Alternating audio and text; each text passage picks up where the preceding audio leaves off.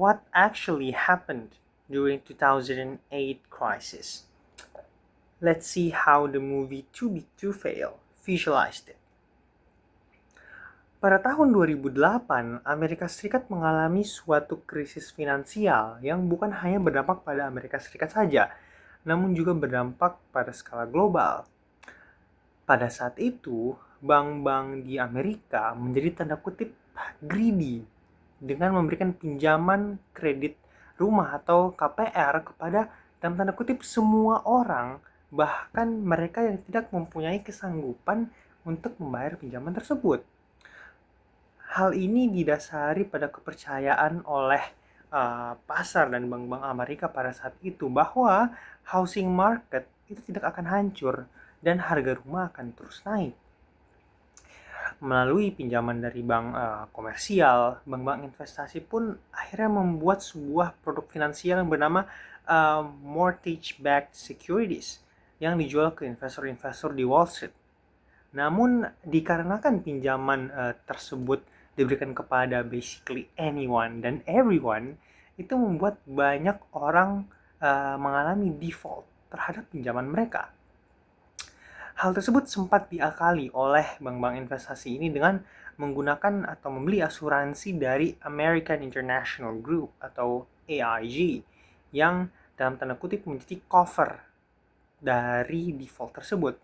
Namun masalahnya adalah ketika situasi default tersebut terjadi di waktu yang berdekatan atau bersamaan dan dalam kuantitas yang sangat banyak gitu, AIG pun tidak bisa membayar kerugian tersebut. Hal tersebut menghasilkan banyak bank-bank di Amerika itu bermasalah, yang salah satunya dalam film ini adalah Lehman Brothers. Kita melihat bahwa bank investasi Bear Stearns itu diselamatkan dalam tanda kutip oleh pemerintah dengan diberikan bantuan finansial gitu. Namun berbeda dengan Bear Stearns, Lehman Brothers itu tidak diselamatkan dikarenakan pemerintah takut akan terjadi moral hazard, di mana jika mereka melakukan hal yang sama kepada Lehman Brothers, bank-bank investasi lainnya akan terus melakukan aksi-aksi yang beresiko tanpa harus khawatir dan berharap akan di bailout oleh pemerintah. Gitu. Hal tersebut membuat Lehman Brothers bangkrut. Gitu. Dengan posisi Lehman Brothers yang mempunyai banyak keterikatan dengan institusi-institusi finansial dan ekonomi, yang membuat institusi yang berkaitan dengan Lehman Brothers tersebut terancam rugi besar. Gitu. Ditambah dengan bank-bank yang takut untuk melakukan interbank lending, yang dimana itu merupakan sumber pendanaan jangka pendek.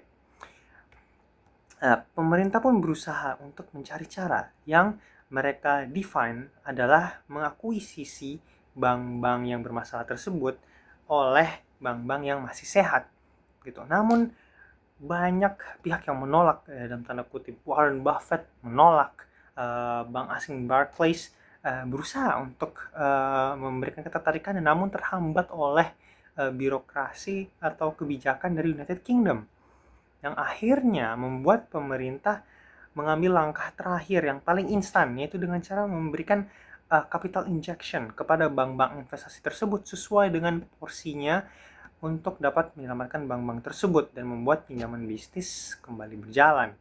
Ya. Peristiwa yang diceritakan di Too Big to Fail itu memperlihatkan bagaimana mekanisme invincible hand tidak selalu berhasil dan bahkan dapat membahayakan suatu perekonomian.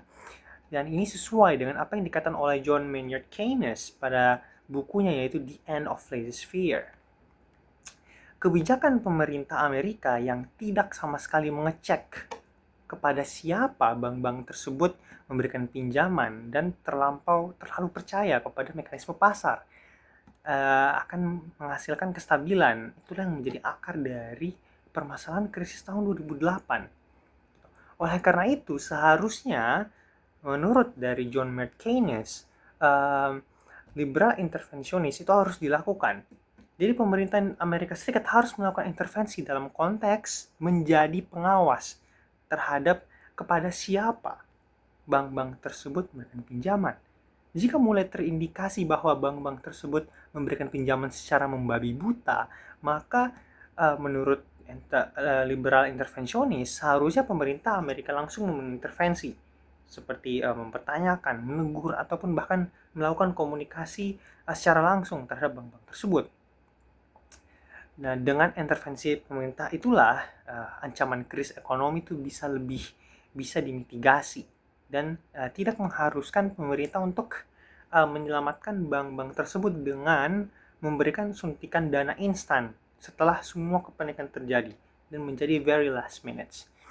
Jadi, dalam film Too Big to Fail, kita bisa melihat bagaimana situasi lain, alternative universe, di mana ketika pemerintah bisa mengadopsi ekonomi liberal intervensionis, mitigasi terhadap krisis ekonomi itu bisa lebih dicapai dibanding dengan terkait dengan mekanisme pasar bebas dan juga laissez-faire secara ugal-ugalan dalam tanda kutip. Itu menurut saya mengenai too big to fail dan kaitannya dengan liberal interventionist. Terima kasih.